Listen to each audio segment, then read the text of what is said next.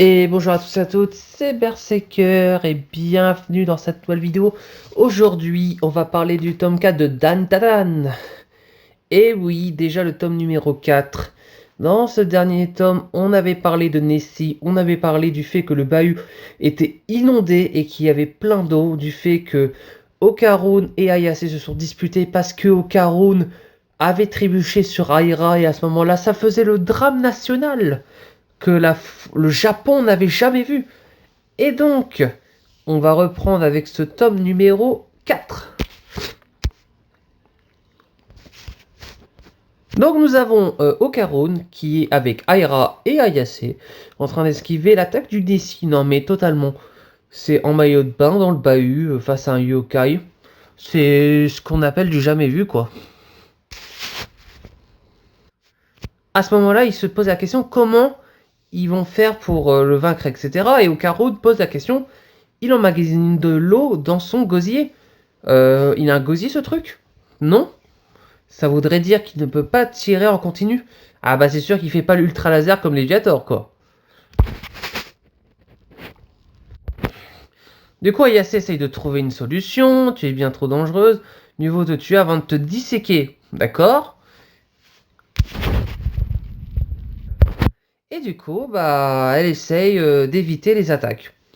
C'est totalement compréhensible. Finalement, ils arrivent à vaincre le Nessie et Okarun et Ayase, tous les deux pratiquement en petite tenue, qui sont sur l'un et sur l'autre. Bon, franchement, là, ça veut dire que vous êtes en couple. Il faut officialiser, là. C'est pas possible. Cependant, ça serait tellement drôle qu'ils soient en couple. Ils étaient carrément en maillot de bain et lui, il était, bon, sans rien. Que bah, les élèves ont vu qu'ils étaient nus, vautrés l'un sur l'autre, en train de se faire un câlin. Bah, tu m'étonnes. Et donc, la seule solution, c'est de disparaître de leur réputation. Ou plutôt, se disparaître du regard des autres. Donc, en gros, le fait qu'ils avaient envie de pas qu'on les regarde en petite tenue, ce qui est logique parce que c'est intime et le faire dans le bahut, c'est vraiment chiant. Bah là, nous retrouvons une scène avec Okarun, Ayase et Aira qui, bien évidemment, parlent d'esprit d'aliens, etc.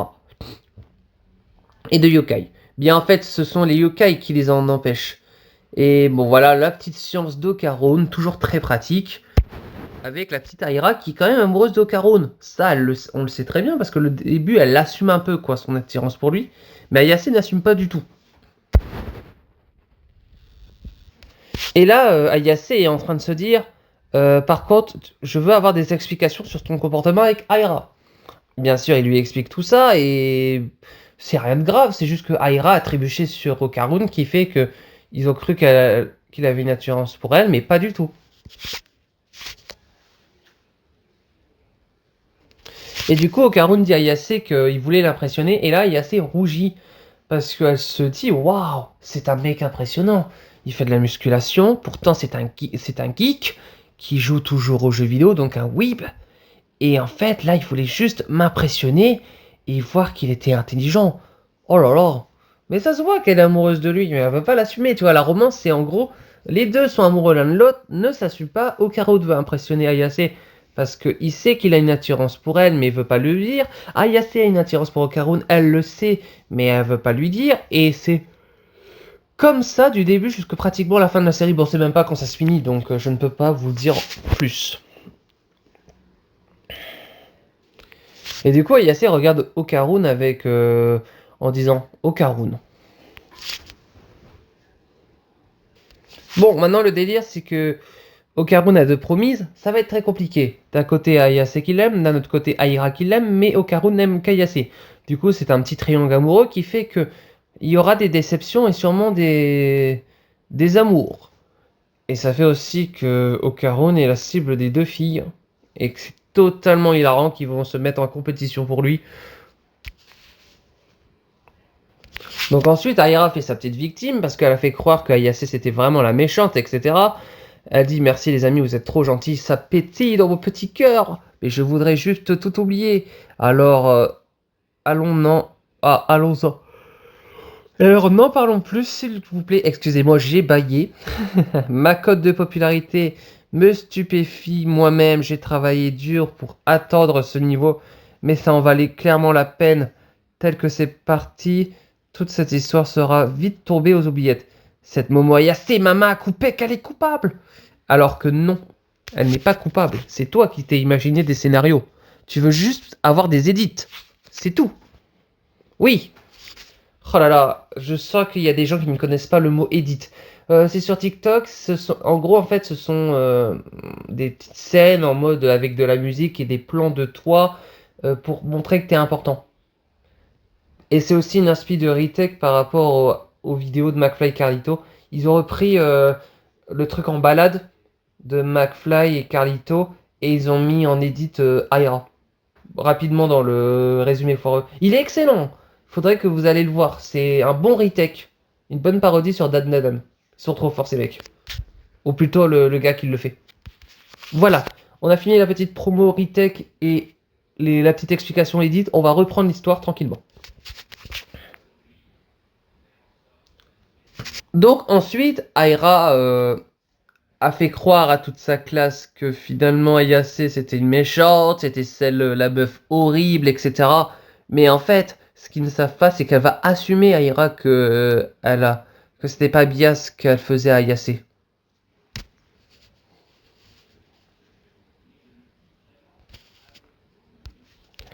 En gros, elle lui dit que c'est elle qui a lancé la rumeur, qu'elle est fautive du fait que Ayase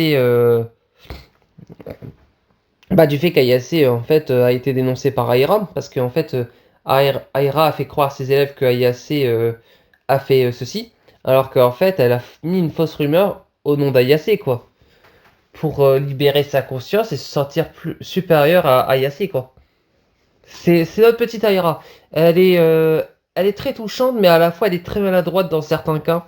Et en fait, sur le coup, elle était trop maladroite sur le fait d'avoir vraiment voulu mettre une fausse réputation à Ayase ou une fausse rumeur. Du coup, nous avons notre petite Aira qui s'en va de la classe très déçue du fait que et triste d'avoir assumé ceci parce qu'elle devait le faire pour libérer sa conscience et aussi pour libérer un peu Ayase d'un fardeau, d'un poids qu'elle ne pouvait peut-être pas supporter à ce moment-là.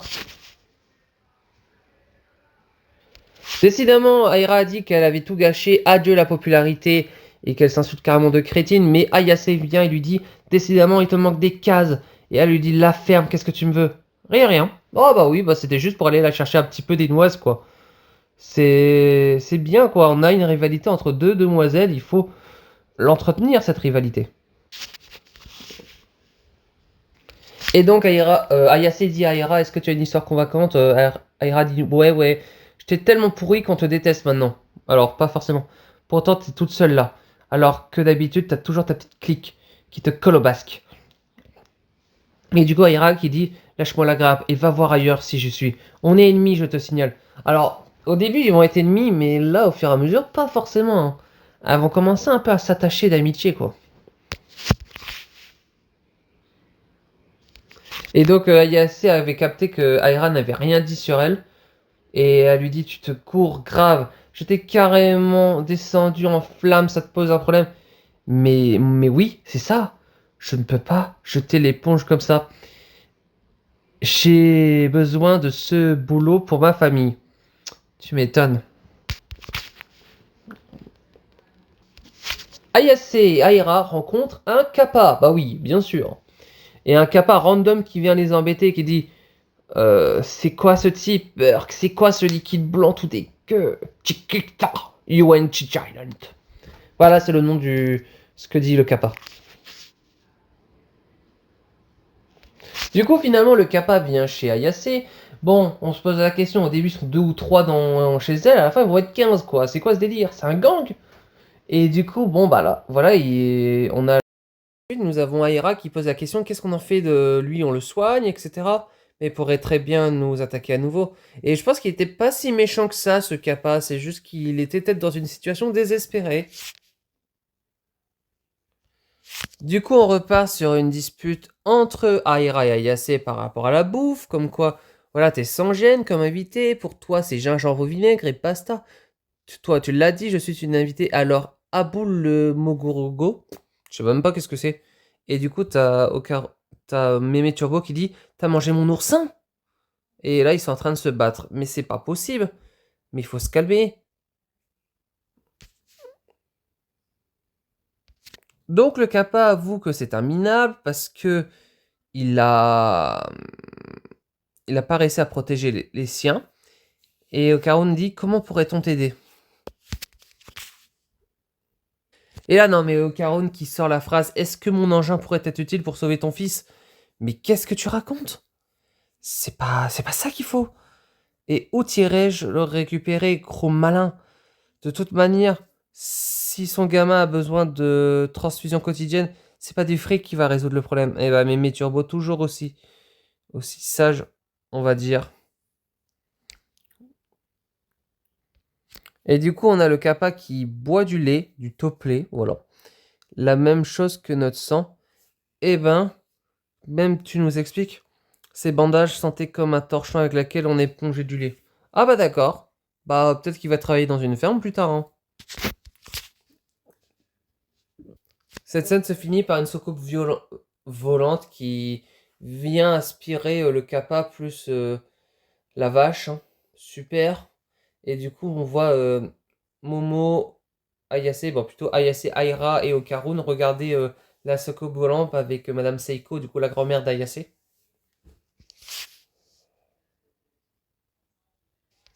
Du coup, Ayase, Aira et Okarun veulent demander à la grand-mère d'Ayase d'avoir un uniforme. Carrément, ils s'agenouillent devant elle et on va dire qu'ils se mettent à genoux pour lui pardonner, etc.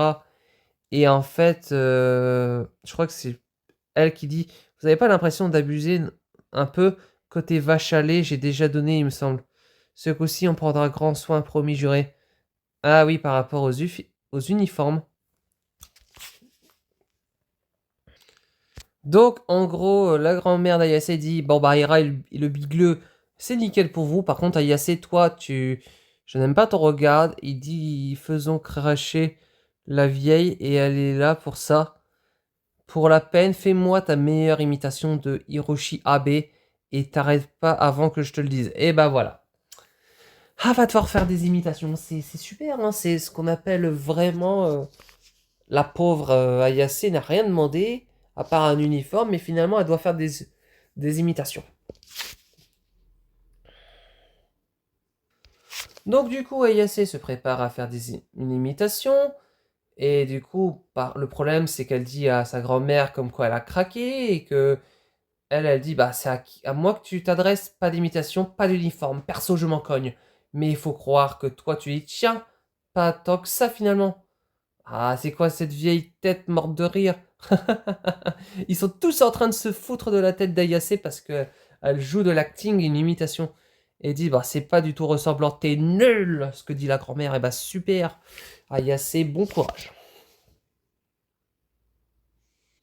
Du coup, quelqu'un sonne à la porte. Du coup, Ayase va y aller avec l'imitation. Et en gros, là, sa grand-mère dit, ah bah sans lâcher ton perso. Et elle a dit système valve pour moteur de fusée. Et après, elle dit carrément qu'elle l'a à l'œil. Super. Et du coup, elle ouvre la porte en disant bonjour, système valve pour moteur de fusée. Et qui était derrière la porte? Bien sûr, on va voir tout de suite. C'était Gigi qui était derrière la porte et qui a entendu la phrase de la réplique de Momo. Et bah du coup, Momo qui dit Gigi? Non mais, what? Tu vois, c'est en mode, voilà, je vois quand même quelqu'un d'important derrière la porte et je lui dis une phrase random. Non. Là, c'est quand même quelqu'un de très important, Gigi, vous allez comprendre tout de suite. Et du coup, elle dit carrément que bah ta mère a expliqué la situation. Oui, parce que Gigi a une situation très compliquée et du coup a prévenu la grand-mère d'Ayase. Et du coup, sa grand-mère dit, bah en fait c'est un copain d'enfance de Momo, son premier amour. Et là, Okarun qui est jaloux en mode, quoi? Mais Momo était en couple avant? Oui, elle était en couple avant. Avec Gigi. Donc en fait, ils sont très très proches. Et là, il y aura une petite jalousie. Déjà qu'il y avait un trio amoureux entre Ayase, Okarun et Aira. Maintenant, il va y avoir une sorte de trio amoureux entre Chichi, Ayase et Okarun. Mais c'est pas possible. C'est ce qu'on appelle faire des trios dans tous les sens. Du coup, on voit quand même qu'Okarun est assez jaloux et qu'a dit le premier d'amour Ayase, il a la classe. Et à en juger par son look, c'est un vrai sportif. Il a l'air sympa. Et vu qu'il a plu à Ayase, il doit sûrement avoir un côté ténébreux à l'ancienne. Et du coup, on a quand même Gigi qui se fout de la tronche de Momo en disant waouh, cette trop mimi Momo, cette imitation foireuse, c'est juste Princeless. Ça fait un bail, allez, on se fait un câlin. Au secours, c'est quoi ce relou? Eh bah, tu m'étonnes, c'était ton ex en plus, hein, pour te dire que ton ex et ton pote en même temps. Bim, prends-toi un relou dans tes dents. Ha ha ha, Gigi, c'est un personnage très comique. Vous allez remarquer qu'au fur et à mesure de l'histoire, soit il est lourd, soit il est comique, soit il est drôle. C'est un des trois de toute façon, c'est Gigi. Mais j'aime beaucoup ce personnage et il y a beaucoup de gens qui l'aiment aussi au fur et à mesure. D'où le fait que c'est un personnage qui est assez touchant et que vous allez voir par rapport à son flashback, par rapport aussi à la situation qu'il vit actuellement dans le prochain tome qu'on va présenter soit aujourd'hui, soit demain. Et bien sûr, restez à l'affût parce que c'est très bien, il est très bon Gigi.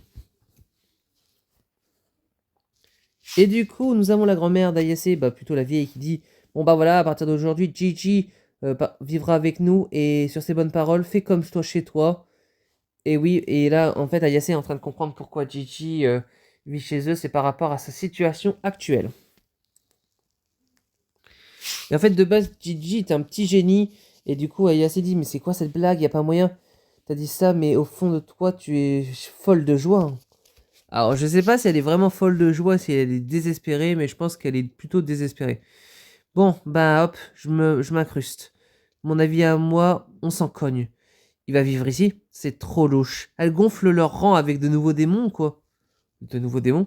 Mais oui, elles ressemblent sûrement leur troupe en vue de Ragnarok qu'elles comptent déclencher prochainement. Aira, tu regardes trop de films là, ils vont rien faire contre toi, t'inquiète pas, la Terre sera sauvée. De toute façon, je pense pas qu'Ayase est une méchante à faire des plans, donc non, on se calme. Et du coup, Karun qui dit je pense que tu fais fausse route. Et bah, c'est exactement ça. Et en fait, Okarun dit à Ayase bah, moi aussi je vais rentrer. Et Ayase dit ah, ok, sois prudent. Et Okarun. Et en gros, bah oui, elle veut le faire comprendre avec un geste que Okarun qui s'aime bien et qu'ils vont se voir demain pour continuer et aller au lycée, quoi. Et donc Ayase dit à Okarun bah ouais, t'es bête ou quoi? À demain, je te dis. À ton tour de le dire. Ah bon, oui. Ça marche par roulement? Ah oui, allons-y. Bon bah à demain. Et parfait. Et du coup en fait Ayase est déjà bah du coup rougie du fait qu'elle l'a dit à demain au Karun, mais parce qu'ils sont plus proches que jamais, et du coup c'est le moment. C'est le moment d'y aller les petits tourtereaux. Y a pas de problème quoi. Et donc nous avons bien évidemment notre ami au Karun qui continue sa route, etc. Nous avons Ayase qui continue aussi sa route. Les deux personnages vont aller dormir pour le lendemain continuer et aller à l'action. Et du coup, ensuite, nous avons Ayase et Gigi qui parlent et Ayase dit elle est drôle ton histoire. Gigi dit merci. Non, drôle dans le sens bizarre. Et en fait, le fait que déjà, il voulait s'excuser un peu par rapport au fait qu'il se moquait d'elle quand elle était petite, par rapport au fameux geste dans le tome 1 ou même dans les premiers épisodes de Dan Dan Dan quand elle faisait un geste pour empêcher qu'il y ait des mauvais esprits qui arrivent. C'est à ce moment-là que, en gros, Gigi se moquait d'elle parce que bah en fait, elle comprenait pas sa situation, il comprenait pas la situation d'Ayase et je pense qu'il l'ignorait un petit peu. Et du coup, en fait, Gigi avoue à Ayase qu'il peut voir les esprits, etc. Et du coup, en fait, Ayase, pour être choqué, elle a dit, t'as ramassé une burne, une boule. Et du coup, Ayase dit, bah, de quoi tu parles? Non, oublie. Bref, on s'était pas revu depuis la fin du primaire quand j'ai déménagé. On est parti s'installer dans un village au fond des montagnes. Oui, c'est parce qu'ils sont partis avec ses parents s'installer dans un bon village et un coin en pleine nature qui me plaisait bien. Et oui, et c'est là vous comprenez un peu les formalités et le délire un petit peu du prochain tome qui va arriver. Donc, nous avons notre ami Gigi qui dit à Yasé comme quoi il y a des trucs louches qui sont arrivés devant lui, dans sa maison, etc. Quand la santé de ses parents se sont dégradées, bah, ils ont fait appel à des médiums réputés pour pratiquer un exorcisme. Cependant, en fait, sur les 5, il y en a 3 qui se sont suicidés. Donc, ça veut dire que l'adversaire que DJ est en train de combattre est assez puissant et du coup, il peut pas forcément lutter contre à lui tout seul. Et du coup, nous avons la grand-mère d'Ayase qui est en fou rire, qui dit: Ah, c'est elle, je comprends mieux, n'empêche qu'elle aurait pu m'informer. Cette vieille croûte ne m'avait même pas prévenu que tu venais. Bon, tu as frappé à la bonne porte. Ouais, tu m'étonnes, hein. Vu les soucis de Gigi, heureusement que on a des gens qui sont là pour l'aider. Et ensuite, nous arrivons au bahut. Et en fait, Gigi se présente en Nenjoji Gigi. Mais appelez plutôt le Gigi. Bonjour à la compagnie, c'est moi le petit nouveau, mais appelez-moi Gigi. Waouh, stylé, qu'est-ce qu'il est beau. Bah, tu m'étonnes, toutes les filles sont déjà en PLS quand elles voient Gigi. C'est parce que il est beau gosse, ce type. Et attention, il a des techniques de drague, ce Gigi, hein. Les parents de Gigi sont actuellement hospitalisés. Il traverse une période difficile. Ah, tu sais, mademoiselle, mon téléphone a un gros problème. Regarde, ton numéro n'est pas dedans. Et oui, donc du coup, on compte sur tout le monde pour l'intégrer. Ouais, sauf qu'il fait des blagues de beauf, quoi. Il a déjà demandé à une fille que son téléphone a un gros problème parce qu'il n'a pas son numéro de tel. C'est vraiment un dragueur, hein, ce petit gars, hein. Il faut pas le sous-estimer, hein. Et en gros, les amis de Momo disent: Bah, je vais ce genre de mec. Une pure beauté qui ne met à l'amende, ça pique, mais je comprends pas. Une pure beauté. Tu m'étonnes. Et du coup, Gigi fait croire que Momo et lui habitent ensemble et qu'ils sont ensemble depuis des années, etc. Et du coup, nos familles respectives approuvent notre relation. Quoi, ils sont en concubinage pour de vrai? Arrêtez tout, c'est pas possible. Momo a déjà Okarun. Eh oui, le fameux Okarun qui fait encore sensation vers les amis de Momo pour Momo, quoi.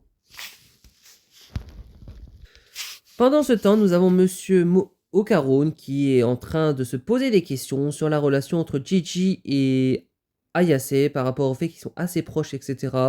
Et du coup, il se pète le crâne pour rien, il n'y a pas à réfléchir.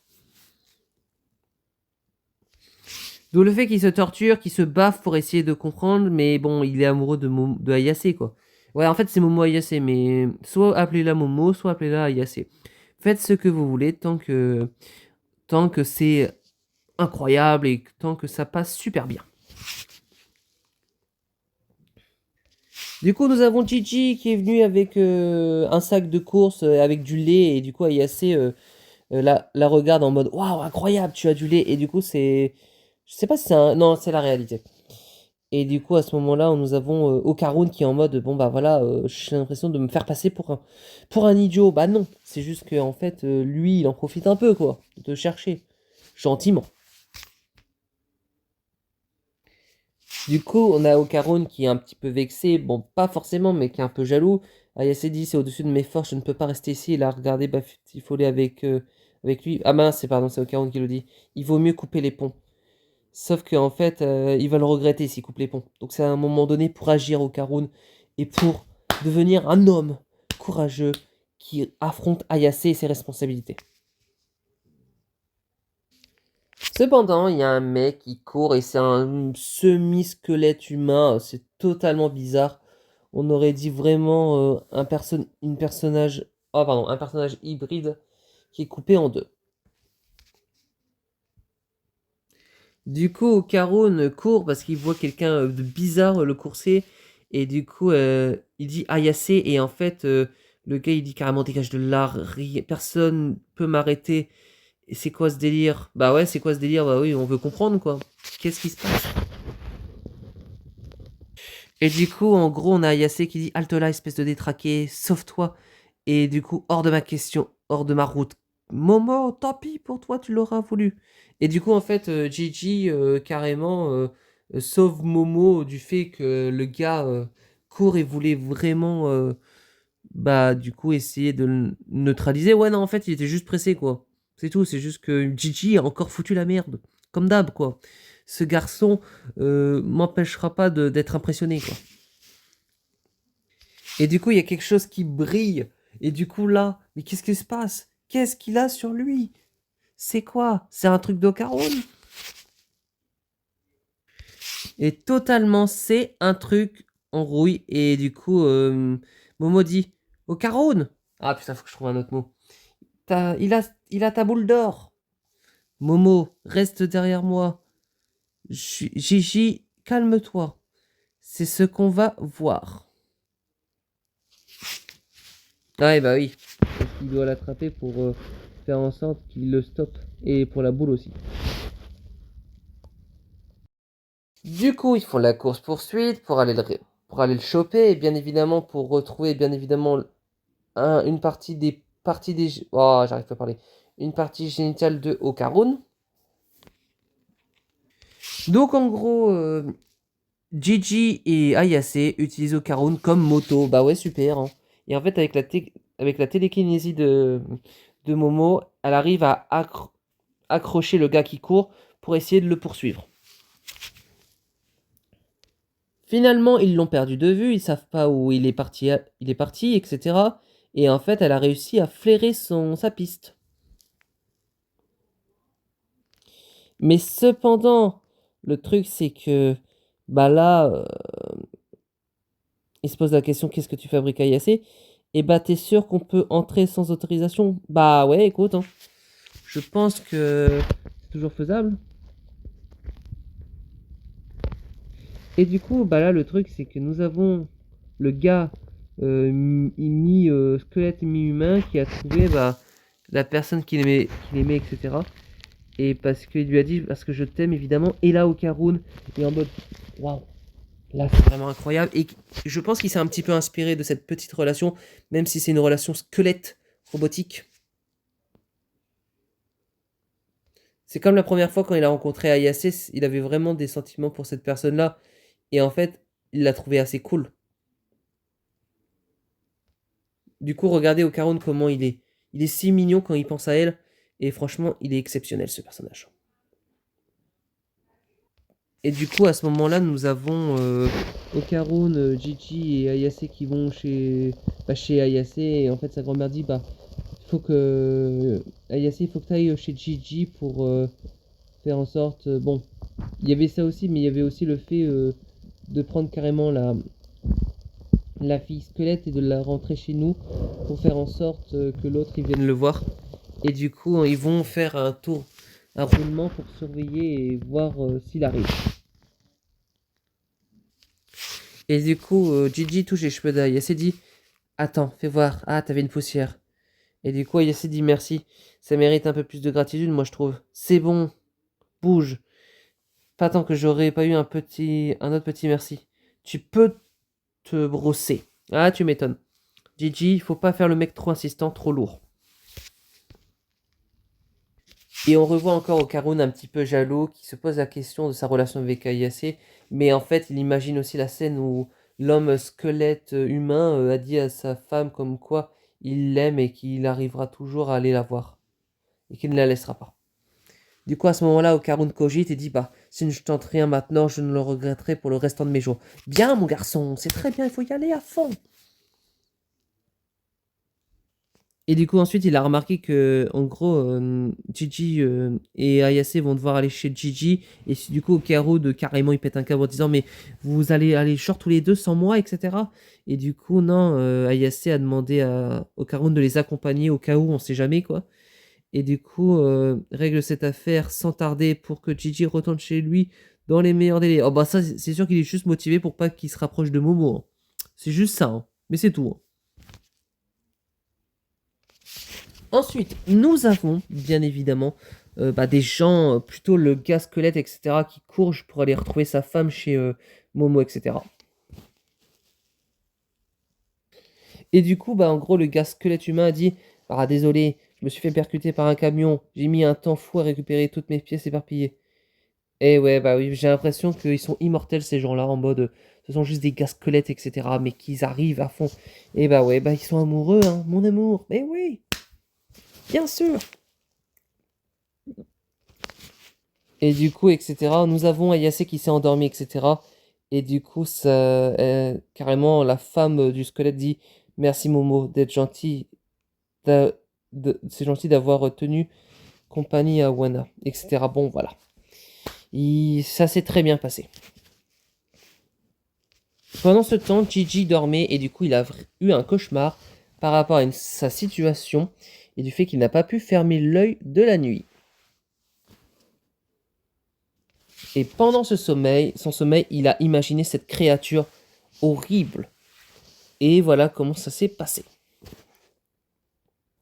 Donc du coup, nous avons Ayase, Gigi et Ocaron qui sont dans le train pour aller chez Gigi et régler l'affaire par rapport au fait que ses parents sont hospitalisés. Du coup, ils parlent, etc. Ayase se moque de Ocaron parce qu'il est nul au pouilleux. Ocaron qui dit: Pas du tout, c'est vous qui jouez vicieux. Et du coup, voilà, ils sont en train de se faire des strates de pouilleux. C'est totalement stylé. Bon, bah du coup, on a notre ami Gigi qui imite vraiment, etc. Bon, il se moque un peu.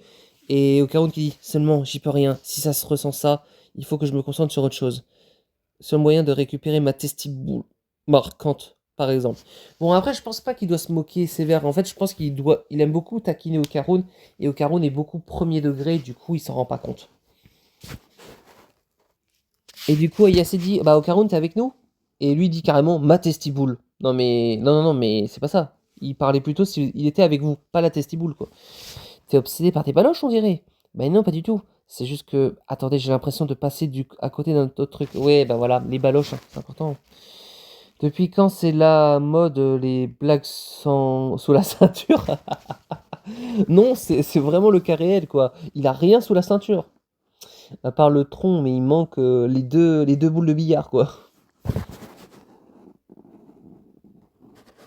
Du coup, nous avons Gigi, Ayase et Ocaron qui sont arrivés dans la ville de Gigi. Et oui, c'est incroyable. Ils sont arrivés, ils vont devoir aller chercher Gigi. Bon voilà, Gigi se confie sur sa vie, il parle du boulot de son père, etc. Il n'était pas prof ton père? Bah, et après, etc. Bon, voilà, il y a un volcan dans les parages. Oui, parce que en gros, il vivait dans une ville un peu volcanique, etc. Mais il a dit que le dernier éruption date d'il y a environ 200 ans, donc il n'y avait pas de problème, quoi. Tu m'étonnes.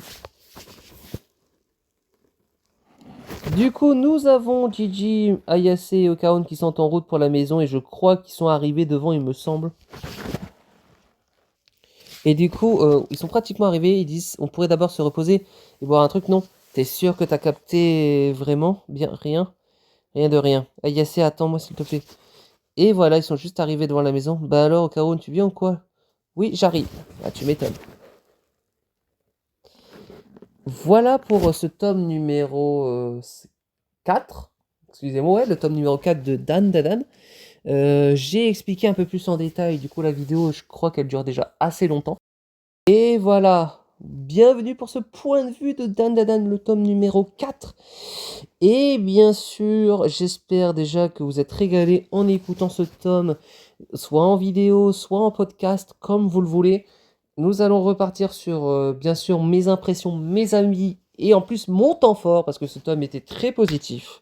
Nous sommes déjà arrivés à la fin de thème Nessie, du fait que Ocaron et Ayase ont été l'un sur l'autre dans le bahut, en petite tenue, hein, ce qui a créé un bruit assez monumental, et le fait que Aira était aussi dans le lot, ça a un peu confirmé ce triangle amoureux sans s'en rendre compte.